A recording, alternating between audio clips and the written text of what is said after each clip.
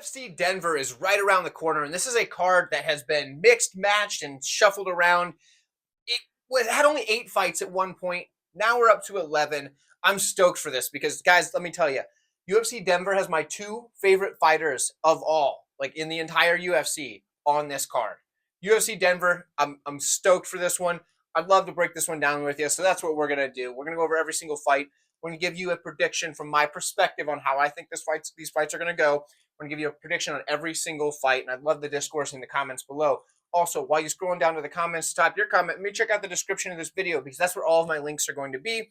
Everything from the merch, the Patreon, to everything. Just you click on the links in the description. You're going to find the content you're looking for, as well as watching this video to the end. So while you're down there, drop in your comments. Check out those links as well. We'll see you guys in the first fight. Middleweights next. Interesting placement for this one. This is I don't know why they picked this fight for Denver because we've got Andre Petroski taking on Josh Fremd. Fremd 2-3 in his last 5, 3-2 for Petroski. Now, the reason I say that, you know what? Tell you what, we'll get to that in a minute. First, let's break down the skills, okay? For Andre Petroski, dude's a solid wrestler. That is his best weapon is his wrestling. He's got good takedowns. The Malkoon fight, you get it. But other than that, good takedowns, controls there. He's got a very tight squeeze when he goes for submissions, but he's been submitted a bit, and it's the submission defense that's a problem. He's been in some bad spots. Striking, it's decent. The wrestling threat is basically what sets everything up. He's got good power, but he kind of loops all of his shots, whether that be a big hook or an overhand or something like that. He doesn't have anything straight down the pipe, and that is a problem for a guy like Petroski. Now, the biggest problem for Petroski is his cardio. He fades. And I honestly thought he lost the GM3 fight, but whatever. I also had a bet on GM3, so maybe I'm biased. I also don't really like Petroski that much, but that is what it is. It's hard to root for a guy with a hammer and sickle tattoo. I don't like that so much either. But so for Andre Petroski, the cardio is a problem. And in Denver, that cardio is probably going to be a bigger problem than normal. And he's going against Josh Fremd, who is kind of an all-arounder, right? The guy's got good wrestling, good top pressure, good cage push, but if he does leave his neck exposed on takedowns, then that could be a problem for him because Petroski's got a tight squeeze. He's got decent striking. He's got decent power. His defense is horrible, but he's durable, and he can kind of weather a storm. So this is what it's going to come down to. If this fight goes late, I mean, you got to assume it's going to be Fremd. But Petroski's got some finishing upside here, potential. He also could maybe make it through the first 2 rounds and then just not die in the third. But I hate this fight. This is a really hard one to call. I'm going to kind of go with the gamesmanship approach, and my pick might change on this one. Keep an eye on things. So far, I'm going to lean. Oh, that hurts to do. Tell you what, screw that.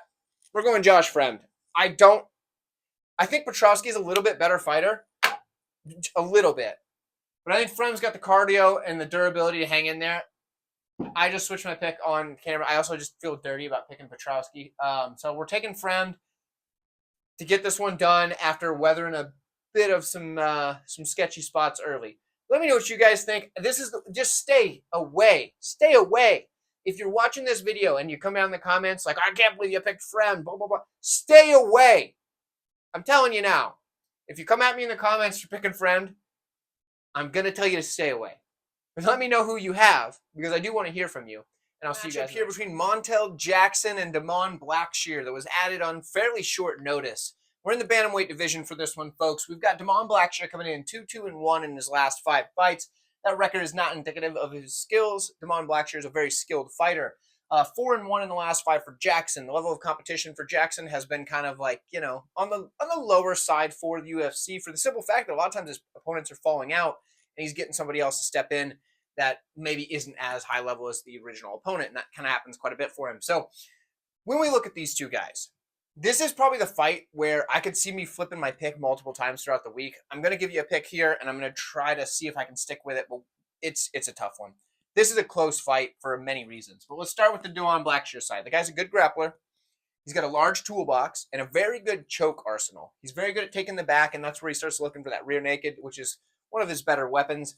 But he's incredibly good on the ground. Like the guy's very, very skilled. Good striker as well. He's got a very dynamic style. Uses a lot of just kind of explosive movements. He's got a ton of power. The guy's a good striker. He's a good grappler. He's pretty well rounded. He just has a lot of the tools, and he's I'd say he's a tough fight for just about anybody. No matter where they are in the division, he's going to be a tough fight just because of the skill set he brings. Now we're facing Montel Jackson in this one here. So we got Montel he's a good striker with power. He gets a lot of knockdowns. It's not a lot of like put your lights out in one shot kind of power. He can do that, but a lot of times it's a knockdown. He'll get multiple.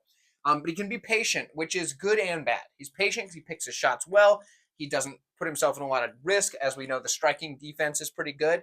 The problem with being too patient is sometimes you're not putting out enough volume. So that is an issue for Montel Jackson. Now, his wrestling. He's got good wrestling as well. He's got very good top control, and his takedown defense is what he's been using it for lately. And he has a pretty good takedown defense. Ultimately, in this one, what I see happening is Jackson winning off of some knockdowns. So what I see is we get to decision, and maybe Blackshear's won more minutes because he's putting out more volume. He's doing these doing the things right and getting the minutes, but then he gets knocked down, or then he gets clipped and rabbled, put on on the wobbly legs, and maybe he gets saved by the bell for a round or something like that, or he finds a way to survive. But even though he won on more minutes, Montel was able to win these big moments, and I think that's what we're gonna get. I don't feel confident in that. I don't recommend putting your money on this fight. I recommend passing, but you do what you want to do. But I'm going to take Montel Jackson for the pick for right now. Like I said, I think he's going to get some moments that I think are going to sway the judges. So we're going with Montel Jackson, but let me know what you have. Women's flyweights here, where Luana Santos takes on Mariya Agapova. 2-3 in the last 5 for Agapova, which is wild because at one point she was kind of a pretty big prospect coming into the UFC, but she's had some things outside of the octagon that has kind of caused her some problems. And I think that kind of is a big explanation for why she is 2-3 in the last 5. On the other side, Luana Santos 4-1 in her last 5 fights. Pretty shiny record at 7-1. Not too much experience, but it's looked good so far as how she's come along, and only 1 loss in her career. Not too bad. When we look at Agapova, right, we're just looking at the skills. We're not looking at the outside the octagon stuff yet, at least. She's a good striker with a ton of forward pressure and a ton of power. She has a barraging style where she just comes into it and just starts just unloading with punches, kicks, knees, everything, elbows. She puts it all together, and it's very, very hard to deal with when she's on her A game. The body kick and the knees to the body is just what really breaks her opponents. And after she can start landing on them, she'll fall them to the ground and start ground and pounding their face in. She does have decent grappling, and the ground and pound's very good. She also has a darn good rear naked choke, and I know people say she can't grapple. That's not true. Agapova can grapple offensively. It's defensively that she struggles. Offensively, she has a very quick rear naked choke. She's can get it when they're standing or on the mat. She's quick to attack it from setting it up from the strikes, from the ground and pound, whatever. She does have decent top control because usually the opponents are covering up. It's just defensively. She does not have good takedown defense, and she struggles to get back to her feet. That is where her struggles come from. Offensively, she can grapple. It's defensively. I know, because everybody's going to tell you that she just can't grapple whatsoever. They're either not watching the tape, or they're only watching tape on fights where she's just gotten taken down and controlled. So take that for what it is. On the other side, Luana Santos. I'm hesitant to say she's a decent striker, but the physicality is going to give it to her. So she's got good volume and good power, and that's what's going to give it to her. Her punches don't look, it's a lot of wild overhands. And I understand you can win fights with those because she's done it. The knockout over Juliana Miller was a lot of wild overhands that did the trick. It's the volume and the power. That's what gives her the decent striking, in my opinion. It's not polished at all, but it is what it is, right? Grappling, she's pretty good there. She's got that judo background. She's got aggressive takedowns, and the throws are kind of what she's going to have to look for in this matchup specifically, because there's going to be a ton of pressure coming from Agapova if she fights the fight that she tends to fight. We haven't seen her in a long time, so there's that. But if she does, the throws are going to be there from Santos. And if she can get the throw, she's got very good top control, and she can work her game from there. Ultimately, for me, in this matchup, I have to go with Santos simply because of the outside of the octagon stuff. Otherwise, this is a close fight. Agapova is not terrible, and she's shown skill in the past. But in Santos on the feet, like I said, is not that good. She just has volume and power. it's not polished, and the much better striker is Agapova. But the outside the cage stuff, I don't know where she's even training. She was homeless for a bit. There's a lot of other stuff. I gotta go with Santos, but I don't know. This fight gives me some red flags. Hopefully everything works out for Agapova. I'm rooting for her. You don't want to see somebody fall in bad times like that. Santos is probably going to win this fight. So let me know what you guys think. Incredible short notice matchup we have here. This is taking place at flyweight. We have Fatima Kline, who is set to take her debut on the Contender Series this year. She now steps in on pretty short notice to take on Jasmine Jasudavicius, whose opponent originally fell out, which was Viviane Araujo.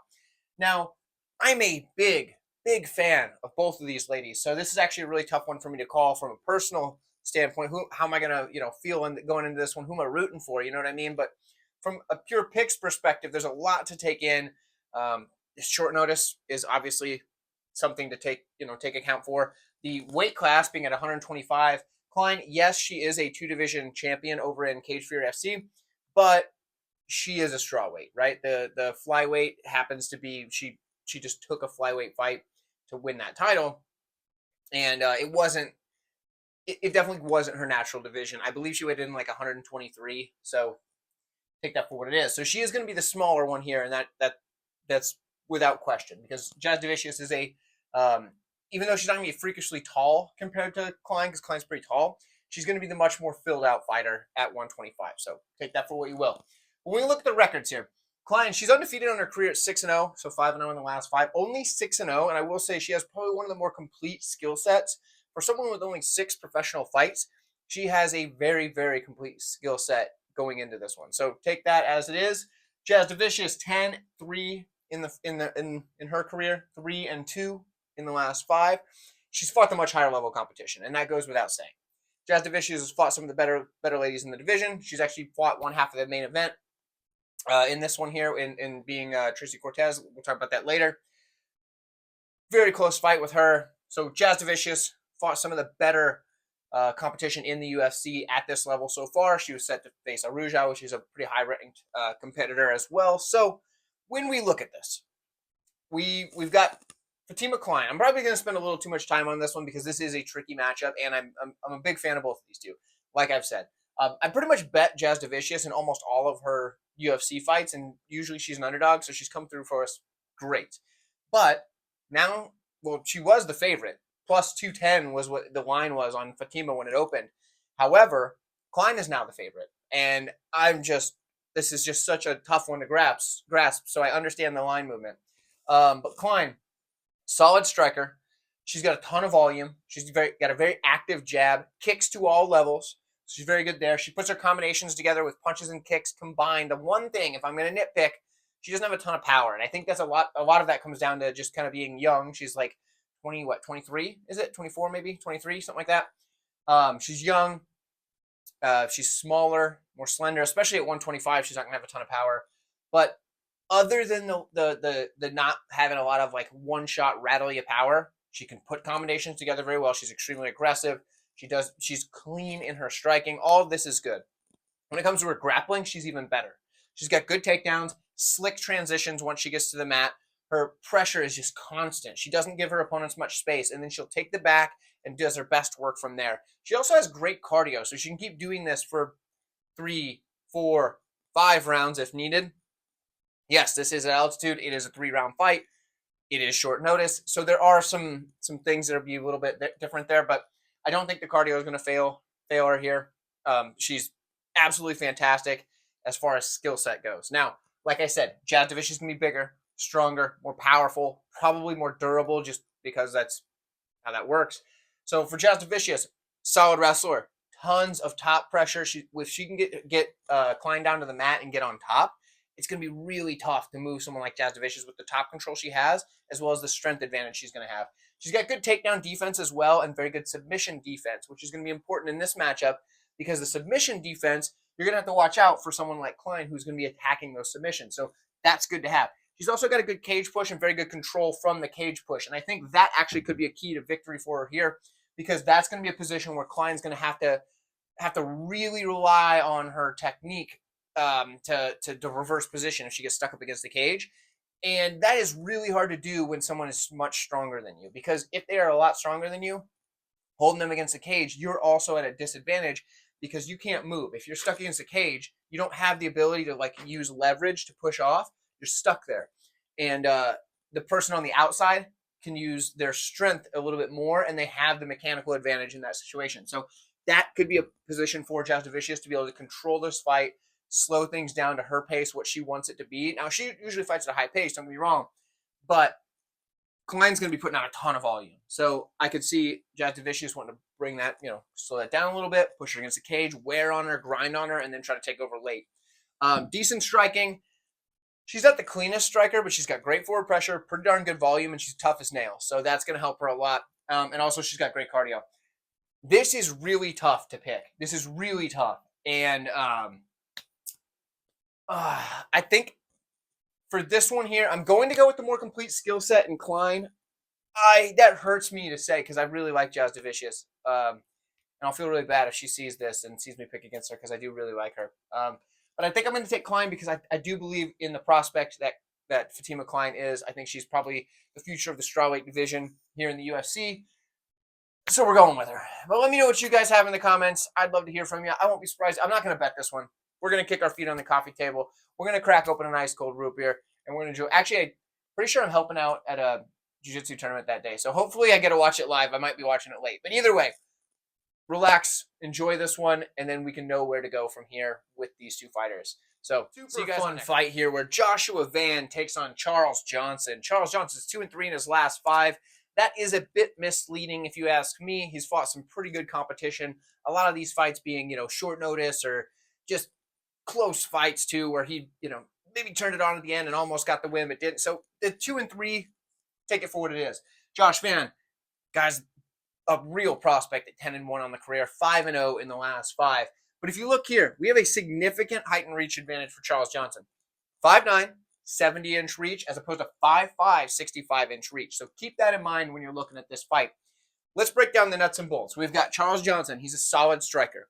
Very good body kicks, right? He's got good combinations where he puts his punches and kicks together, and he can strike to all levels extremely well. Legs, body, head, does not matter. He can get you there. He's extremely crisp, clean, skilled in his striking. Good grappling as well. When he's on the mat, he does take his ground and pound and submission attempts and put them together to set each other up. Go for the submission to open up some ground and pound, go for the ground and pound to open up a submission attempt. He does a good job with that. He's got good scrambling ability. We all know the takedown defense isn't the best, but he does get back to his feet pretty well. And also, let's be honest, Josh Van isn't probably shooting a lot of takedowns.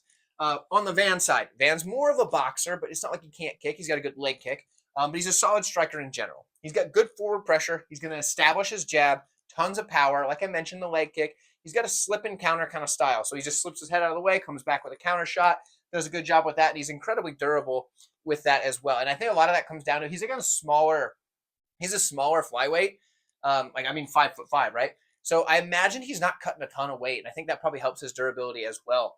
When we look at the jiu-jitsu, he's active from his back. He's very much submission over position, though.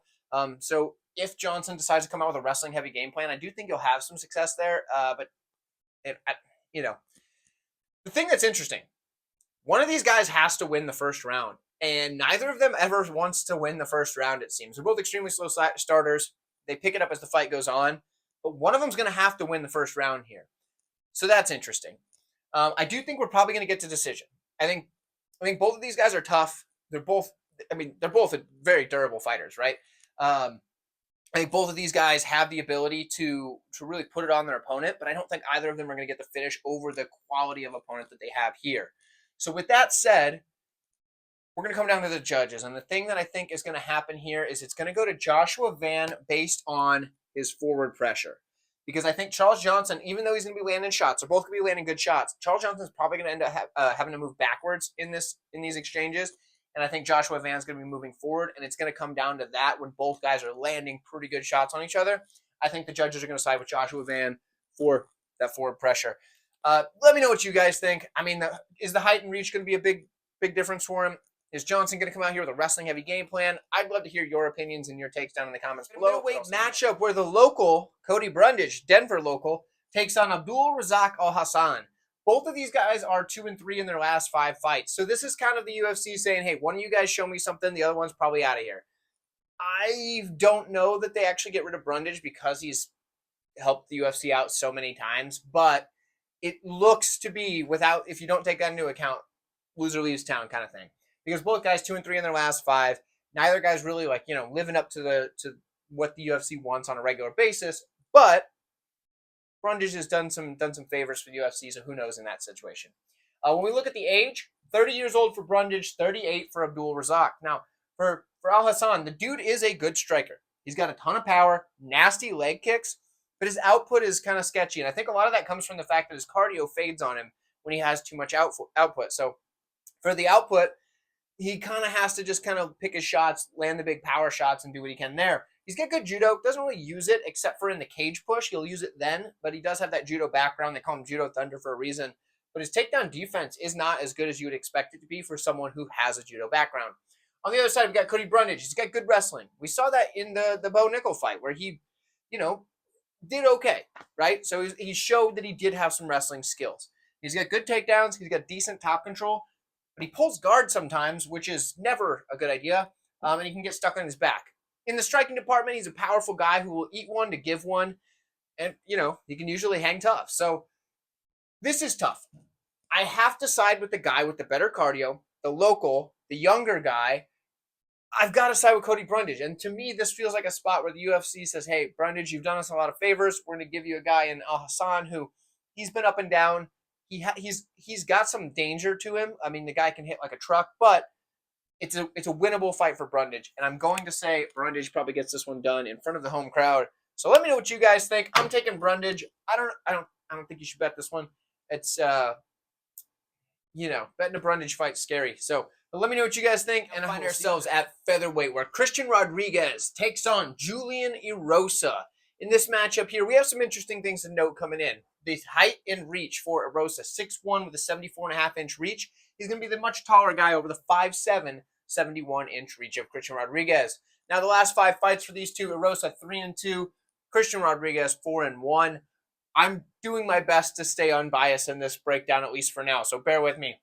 Julian Erosa, good striker. He's got tons of forward pressure, plenty of power, plenty of volume. Punches come from odd angles, and he uses a flying knee to crash the pocket a lot. But the problem is his hands will get low as the fight goes on. And so what he does is Julian Erosa comes out, he got his hands right here, and he just tucks his chin and just starts swinging bombs. And he'll just walk guys down doing that.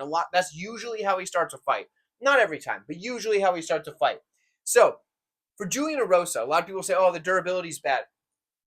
Kind of. Not exactly. The durability's bad right away. Like, if you catch him clean early in a fight, when he hasn't really got in there, he hasn't eaten a couple of soft punches yet or whatever, if you catch him clean then, yeah, you can rattle him. But because if you look back, almost all of Erosa's, knockouts are pretty quick. But if you look at it as the fight goes on, Erosa seems to gain more durability after he's eaten a few. And I think in this fight, I think this fight goes a little bit longer, and he is able to eat a few, and I don't think we're going to see him just get chinned right away. So I do think it's going to be competitive there in the striking. Now, in the grappling department, he's very slick there, right? He's got good front chokes, and those come off of his sprawl often when he backs a guy up against the cage or starts to back him up against the cage. They get nervous, and they shoot a takedown after he's just throwing crazy volume of just big power shots at him. And they shoot a takedown, he gets him with a Darce choke, Anaconda, whatever. The front choke series that he's got, he's going for that. Now, if he wants to get a takedown of his own, it's the same idea, where he backs him up against the cage with that pressure, goes down for the legs, sweeps those out, and just gets the takedown. Double leg, single leg, whatever he needs to do. So Erosa's pretty much the complete package as far as having a well-rounded skill set. The only problem is sometimes the durability's let him down, but I don't think we see that here. In this one, Christian Rodriguez here, good striker. The guy's got good volume, good movement on the feet, and he has pretty good striking defense as well. He's usually able to use his movement to stay out of range. Now, I do wonder how he'll handle the size difference in this one, the height and reach, but either way, he typically has pretty good striking defense. Now, good combinations, and he often ends his combinations with kicks. A lot of times it's a leg kick, but it mixes it up, body kicks, whatever. Likes to end his combos with kicks. Solid grappling. He's very good in the scrambles, good sweeps. He's typically got pretty good submission defense, and we saw that in the Bulgarian fight where he was able to fend off any submission attempts from Bulgarian when he was in bad spots. But his takedown defense is, so-so. He's been able to do well in some situations, but he does get taken down. Usually he's able to sweep or scramble from there. Now, in this one, you guys know it if you've been around the channel for a while. I have a really hard time maintaining it. I'm the biggest Julian Erosa fan on the planet. I am certain of that. And so you already knew coming into this, if you have been around the channel for a while, my pick's going to be Juicy J. I am always going to pick Julian Erosa. That is my favorite fighter. Absolutely love it. You could tell me that he's going to fight Tom Aspinall at an open weight matchup, and your boy's riding with Juicy J. So we're taking Julian Erosa. It was going to happen no matter who he was fighting. So Juicy J's the pick. Let me know what you guys have in the comments. I'll see you ourselves at welterweight, where Ange Loosa takes on Gabriel Bonfim. Bonfim is 4-1 in his last 5. We have a 3-1 and a no contest for Ange Loosa. That no contest coming after the, eye poke against Brian Battle, in which Ange Loosa was kind of saved by the no contest. He was not looking super hot in that fight, but he got out of it. So good for him. Ange Loosa, decent striker. He's got pretty good volume, sticks the jab well. He's durable as all heck. That is one thing I can give him for sure. He's very durable, but he lacks power. And when you look at the guy, you think, oh, this guy probably hits like a truck. Not so much. His power is not really there. He doesn't have the one shot, put your lights out kind of striking, but he does stick the jab well. He's got pretty good volume, and he is tough. Wrestling, decent there, pretty heavy on top. He's got pretty good ground and pound, and his takedown defense is pretty good as well. When we look at the opponent, we have Gabriel Bonfim, who he did get that loss in his last one against Nicholas Dalby, who's a tough ask for any prospect, where he looked really good early, but he fell apart. And with the altitude, like everybody's going to say, it does give you a little bit of pause picking a guy like Bonfim who gassed out in his last fight.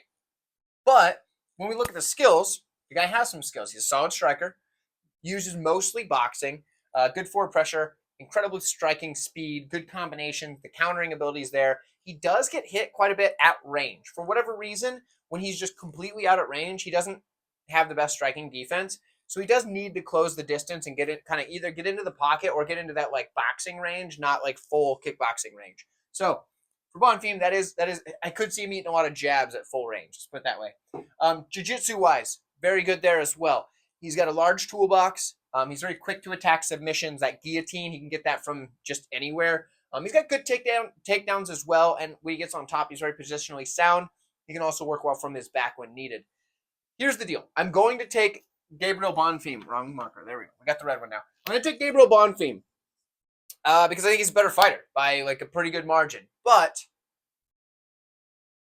the cardio could be a problem. I don't think we're going to see that issue here. I assume he's learned his lesson in that last fight. He understood, oh, hey, I can't just give everything I got in the first round. If I don't get these guys out of here, I'm toast. So I assume he learned that lesson.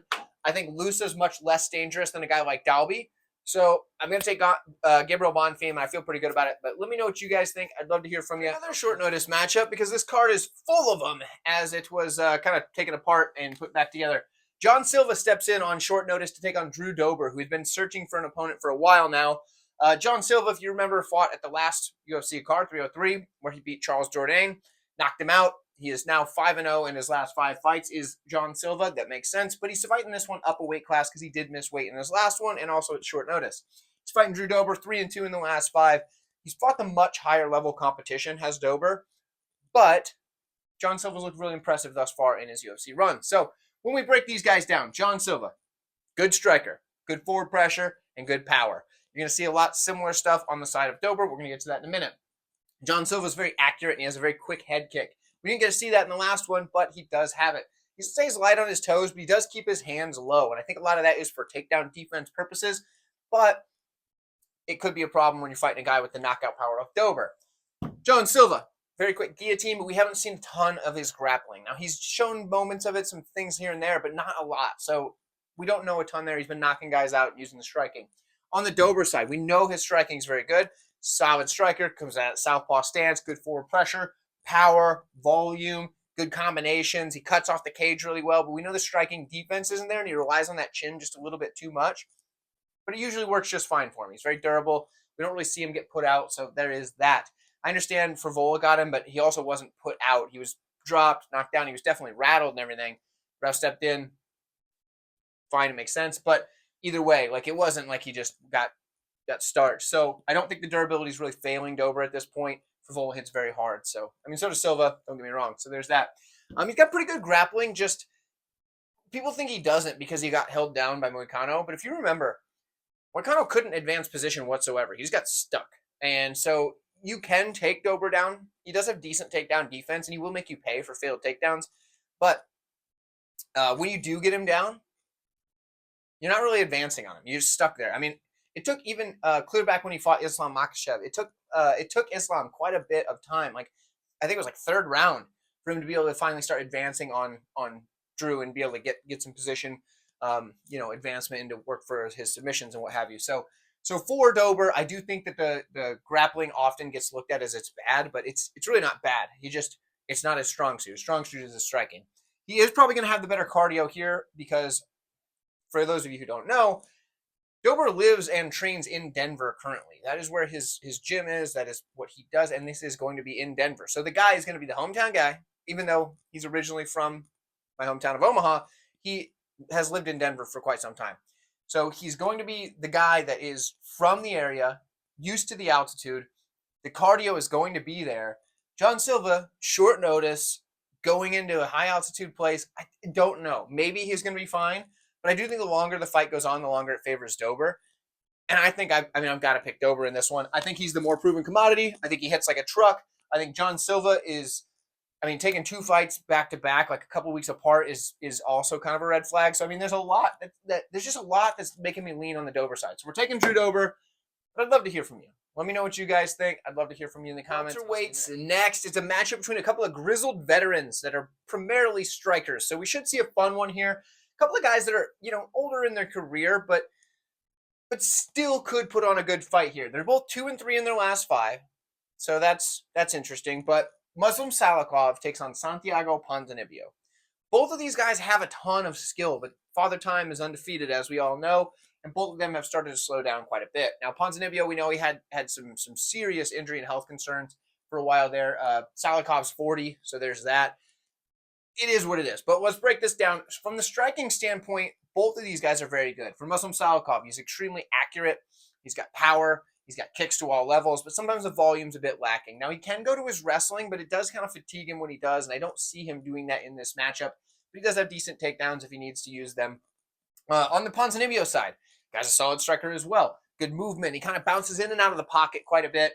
He's got good volume, so the better volume here. He's got good power, and he's got very, very good leg kicks. He's also got decent grappling. He can use it a lot defensively if he needs to. Realistically, this is going to be a striking fight.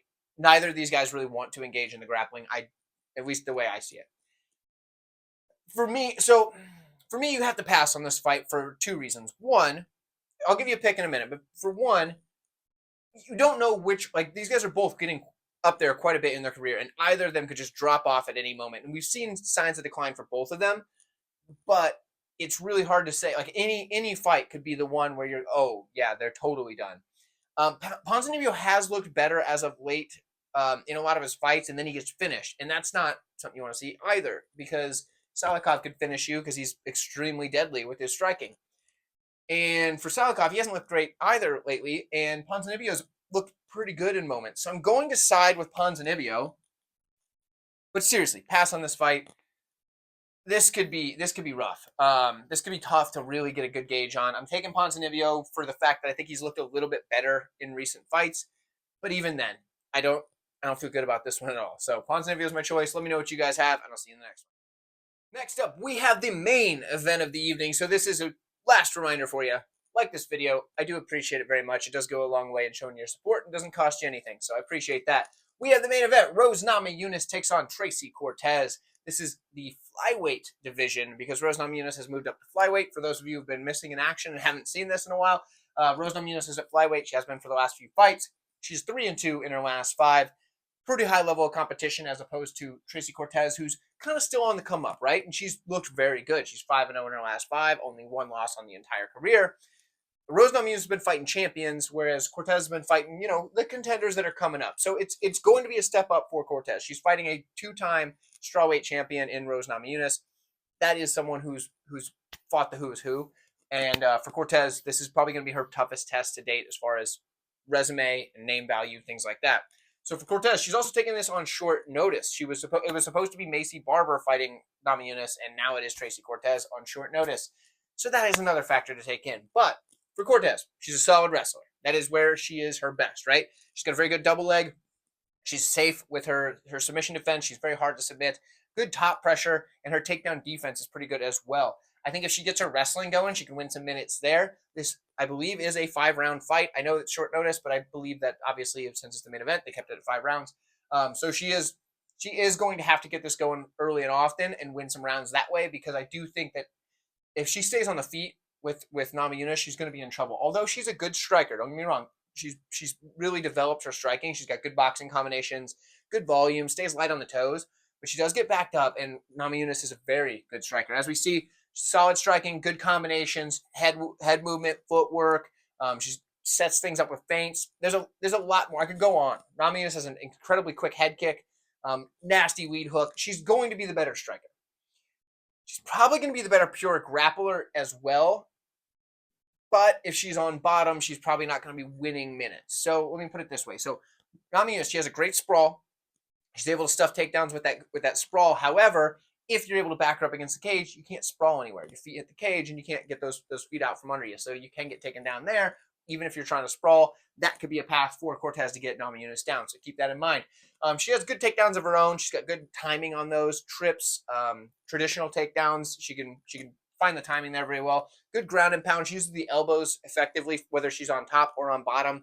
And she's got a very diverse submission arsenal. Namajunas is going to be the better fighter pretty much everywhere, but that doesn't mean that she's going to win. So there are paths for Tracy Cortez. If she can start getting her wrestling going, get the top pressure, grind out those minutes. You know, she just needs to win 3 rounds by being on top. I think she can do it there. But I think anywhere else this fight is, Rose Namajunas is going to be getting the win, and that's why I'm siding with her in this one.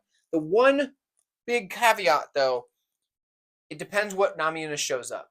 She sometimes doesn't show up with the best version of herself, and that could be an issue as well.